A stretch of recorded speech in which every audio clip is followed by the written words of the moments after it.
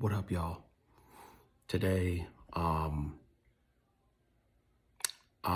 my eye is kind of, I had allergic reaction, so I'm wearing these glasses, but these sunglasses, but so it's not, I'm just not doing it to be stupid. Um, but today I wanted to talk to you about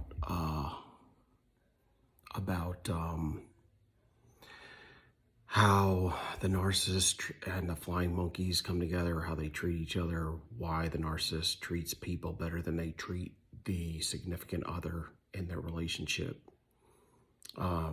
So the role, everybody has different roles in this fairy tale that they live in. So it's kind of like your role is to regulate their behavior, their emotions, you regulate their emotional field. So they have to regulate it by projecting onto you.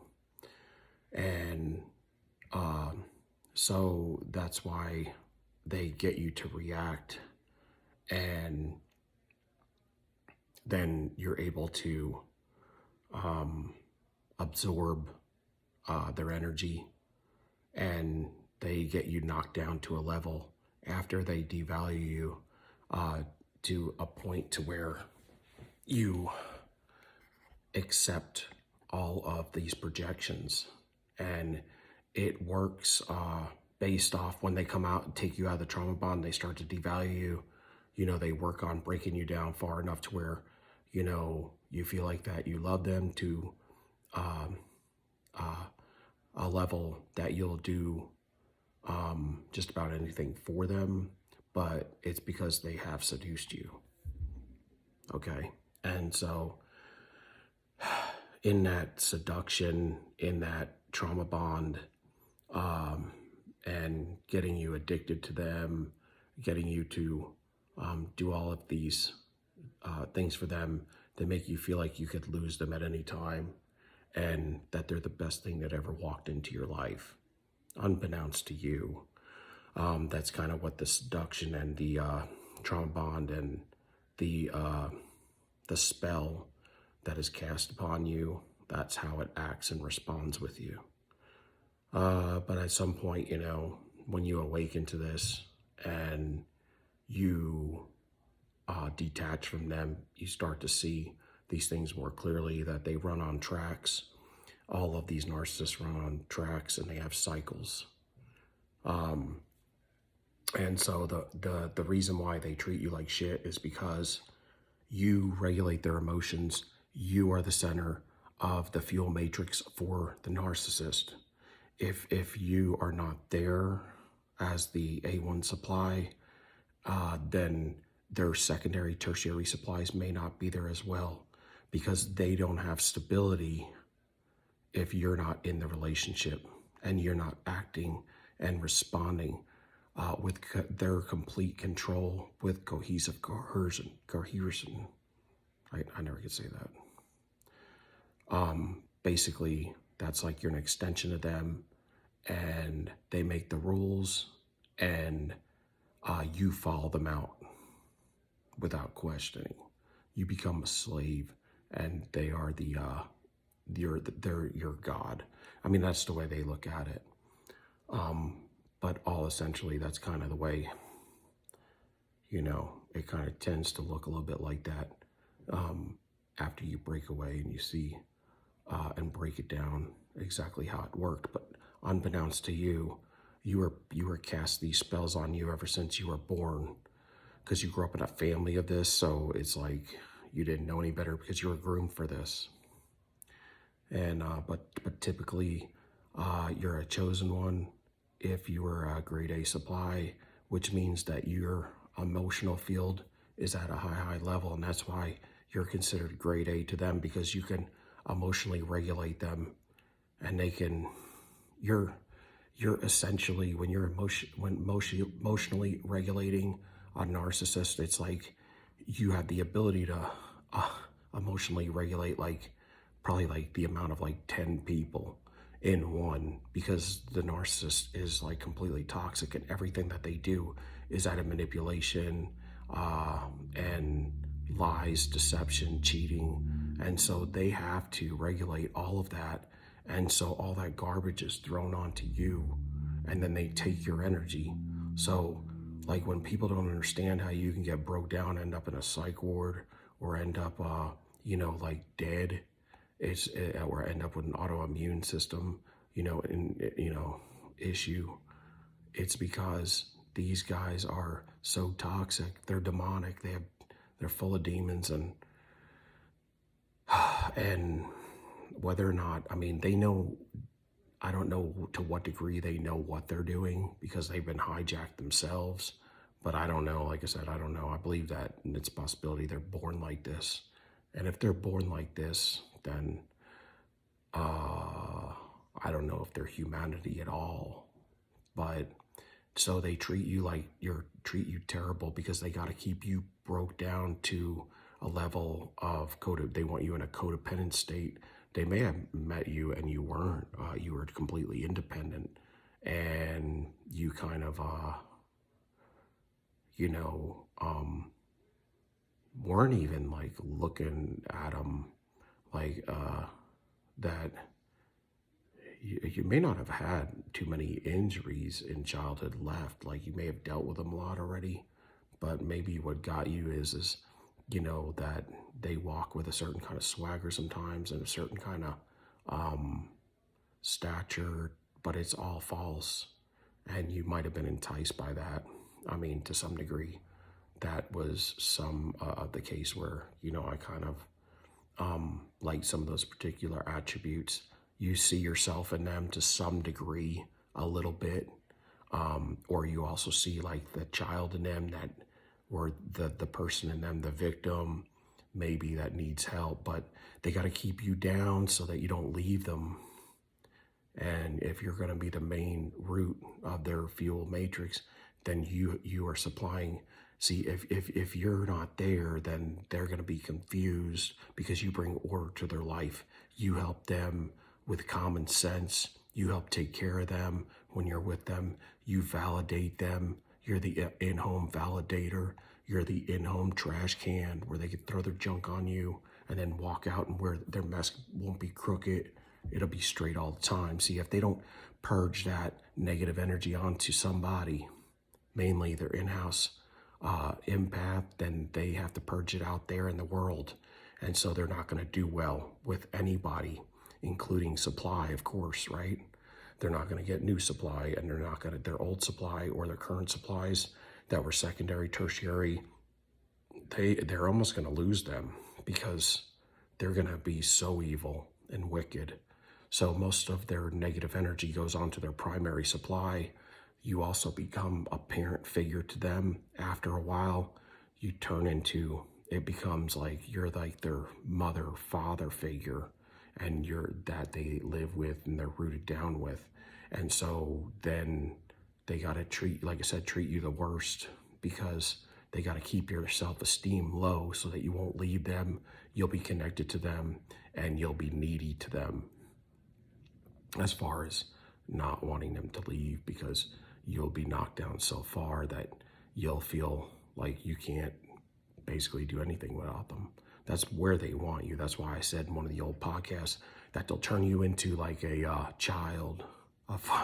They're a 4-year-old child in an adult body, but they've been hijacked, and then so they want to hijack you, and then they want to bring you down to 4-year-old status, basically, so that you're completely codependent on them. But see, they don't treat, like a lot of the people out there in the world might think they're angels, like they're very kind, and they may even be hardworking at their particular job. They're lazy and everything else. But I found that mine, all three of the ones that I was with in the past, they were hardworking, but then lazy everywhere else, including want to go inside and heal themselves, right? Because that's part of laziness. So instead, they'd rather steal, cheat, lie, like throw you under the bus so they can get ahead of you, drop you off like a wet dog, and just, get into a new relationship because they don't feel love either. Because if you have demons in you, you can't have God in you. And if you have no love, you have no God. But so the flying monkeys, they're either gonna be narcissists themselves, or at least highly narcissistic in traits, um, and or they could be an extreme like people pleaser empath, but they're going to be kind of toxic in a way too, because they're not like having any boundaries. So they're basically enablers, and they do what they're told. Uh, so, they get treated good because in their fuel matrix, they're on the outside. They're ancillary pieces. And, to some degree, they have to be treated decently or they're not going to be around. To where, in the case of the in-house empath, their grade A supply, they actually first, get them seduced and tricked based on, because you grew up this way and you were cast under these spells since birth. Because the devil couldn't kill you. A lot of times us as babies, or when we were birthed, we died and came back. Like an instance with me, or, we've had like a lot of issues in young childhood because Satan was trying to put our light out already. But, God protect us, so that's why we're still here. But we've had a hard life, dealing with everyday struggles. And then the way we were treated in our house growing up as children, being the black sheep or the scapegoat, or the silent child sometimes, or the invisible child. But so that's kind of the way that works. So they have to always, if you want proof that there's always somebody else in the picture, that anytime like they're treating you good, they have to be treating somebody else bad. So there's got to be another partner. So like when they were love bombing you, they had to be devaluing another partner. They have to, because that's the way the construct works. They can't give good without first giving evil out, projecting evil upon others before they can actually give good, because that's stolen energy. Anytime they're giving you good, it's stolen energy, even if it's a lie. Even if they're telling you lies and manipulations, they just cannot inherently be good. Their original construct is all evil. So that's how you have proof that they always have a third person, and they can't be alone. So they always expect you to break up with them, and that's why you're always a challenge for them. That's why you're always they're always in competition with you, but they're to keep you down, keep them up, and that gives them validation, and it also ensures to them at least that you're going to be there because they have broken you down enough to where you wouldn't feel like that you could get anybody or that you're worth anything. But see, the secondary supply, they're not so worried about, so they'll build them up. They'll give them a little bit more credit, or they're just using them for like certain things.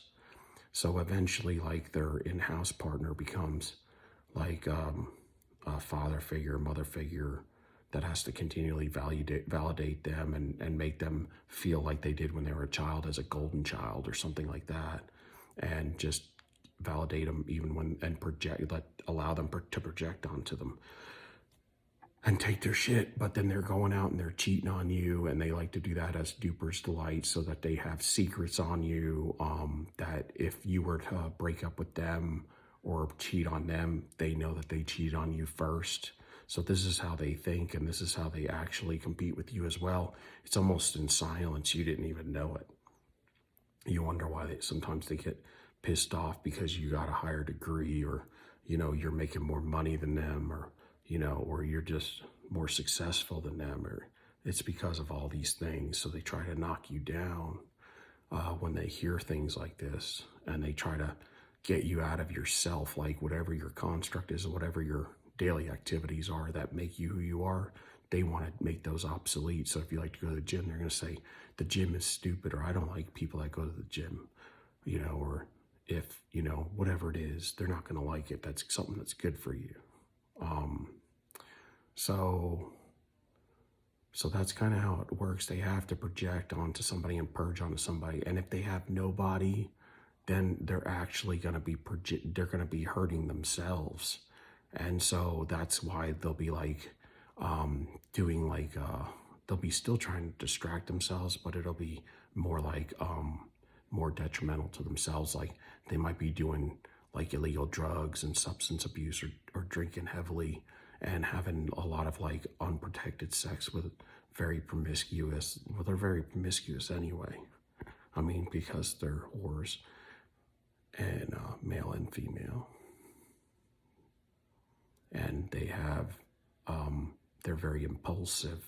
So that's why you can't be with a narcissist as well, because if somebody's impulsive, it's like they can go to work, or they can go to school, or they can go, you know, anywhere, to a bar, to church, wherever. And if they meet somebody they want to have sex with, and that person approaches them, they'll be like, okay, let's go.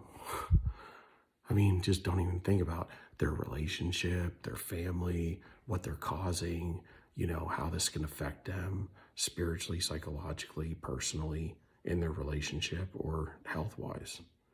And so that's how they are, and that's why sometimes they can be self-destructive to themselves, or want to like kill themselves, commit suicide, take pills, whatever. A lot of times that's a hoax, though. It's like a fake. I mean, they'll do it, but it's more like in a pity for them. So that's kind of why the flying monkeys, they pretty much, they know what's going on most of the time, and they're playing into it. And you know, what the narcissist fairy tale is, that includes them, and, you know, the fake stuff that, you know, they're portraying it to be, and the blind monkeys know about it, but they live under similar constructs, whether they're a broken empath, or a narcissist, or heavily in narcissistic traits. They're going to get treated better because they're helpful to the narcissist in a different way, to where you're going to get treated the worst, the grade A supply, because they're supplying everything. And the way the construct works is they got to break you down. After they build you up, then they drop you to the lowest valley, and then they keep you in a devalued state, in a defunct state, so that you become codependent to them. You won't know how to act without them. You're going to be their in-house trash can. You're going to turn into their mother or father, or it's going to be like, then it's going to be like mother, son, father, daughter type stuff. It's either one of those, and they fluctuate between the two. But like, as far as like being their love interest and stuff, you're not going to be that anymore. What you're going to be is what I just told you. You're going to be a reflection of what they grew up in, and then they're going to be expected to be treated a certain way while they're out cheating on you. And that's what the secondary or tertiary supply is going to be for, is cheating, maybe just for sex, maybe for a trip, maybe for whatever, drugs. They may be their drug supplier, because most of all narcissists are addicted to something. It's either sex, it's either drugs, it's either gambling. And these are the things they get into heavily if they don't have a primary source of supply. I mean, if they have no supply, they lose it. Or if they have a secondary supply, but they don't have a primary supply anymore because they dumped the narcissist, the empath, the grade A. So, but if you're not there, they can't. See, when you're there, you're supplying them with everything. They can walk out the house looking perfect, and you're the one that's getting beat up and destroyed inside the house, and everybody thinks they're great, but they're walking around with your stolen energy. They stole your good energy. You're walking around with their energy. Then they'll get you to react out in public sometimes. It's called reactionary abuse, because you're still emotional to this and you don't understand who you're dealing with. You never heard of narcissism. So they'll get you to react because you're in the house getting beat up all the time, and then they know how to do this. Like, it's kind of like they'll cause a reactionary abuse out there. They know what to do to make you pop off, and they'll do it out in public, and then people will see you pop off, and they'll be calm, and then you'll look like you're some sort of an abuser. Okay, and then when you wake up to this, you don't do that. You don't respond like, you don't react like that anymore. You respond. But you didn't know that they were doing all these things. Plus, they have a smear campaign that's always being talked about in the background about how,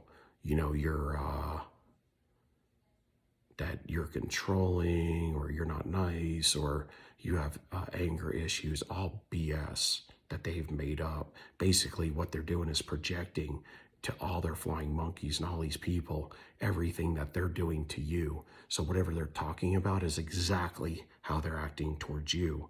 And that's what projection is. It's them telling the truth by them blaming it on you. So the one time the narcissist is telling the truth is when they're accusing you of doing it. That's when that is what they are doing.